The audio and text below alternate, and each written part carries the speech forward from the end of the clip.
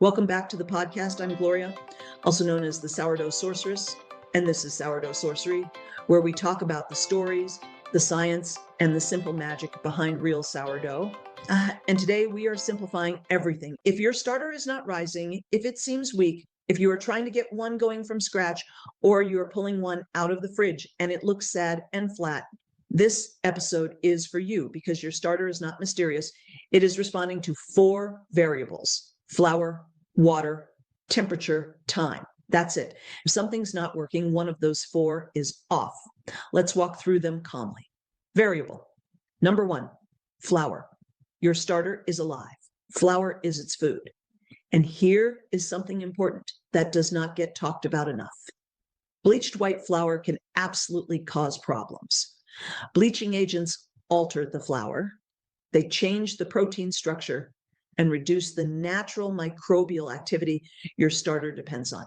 If you are using bleached flour and your starter is sluggish, switch immediately. Use unbleached flour. Even better, use organic unbleached flour. Organic flour has not been treated with chemicals that can interfere with fermentation.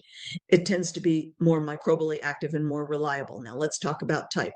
White all-purpose flour works, but it is slower.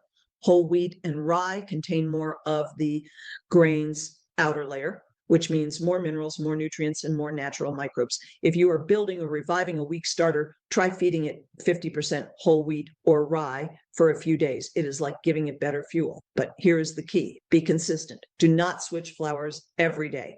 Starters adapt. They like predictability. Stability builds strength. Variable number 2, water. Water seems simple, but it matters. If your tap water is heavily chlorinated, that can slow fermentation. Chlorine is antimicrobial. It does not just target harmful bacteria. If you suspect that might be an issue, try filtered water for a few feedings and observe. Water temperature matters too. Cold water slows everything down. Your room temperature keeps things steady. And then there is thickness. Your starter should look like thick pancake batter, not stiff like dough, not runny like soup. Too thick, you may not see much rise. Too thin, it may rise and collapse quickly. Consistency makes activity easier to read. This is why I strongly recommend baking in grams. It keeps this variable controlled. Variable number 3, temperature. This is the game changer. Temperature controls speed. Below 70 degrees, fermentation slows significantly. Around 72 to 78 degrees, that is the sweet spot. Above 80 degrees, it moves quickly and can get overly acidic. If your house is below 72 degrees and your starter is struggling, I highly recommend using a heating mat. A simple seedling heating mat allows you to control the temperature of your starter consistently. When temperature is controlled, everything becomes predictable. You remove the guesswork, you remove the seasonal frustration, and yes, you can get a heating mat right in my store at sourdoughsorcery.com. I specifically chose one that works beautifully for starters. In winter especially, this can change everything.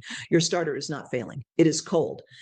Variable number 4, time fermentation is a clock, not a light switch. Every starter has a rhythm.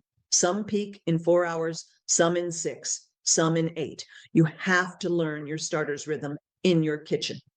Now let's talk about reactivating from the fridge. If you are pulling out a starter that has been sitting unfed in the refrigerator for weeks, maybe even a month, it is going to be weak. That does not mean it is dead. It means the yeast population is low and needs rebuilding. In that case, expect several consistent feedings before it regains full strength. Sometimes 2 to 3 feedings, sometimes 4 to 5. Especially if your kitchen is cool.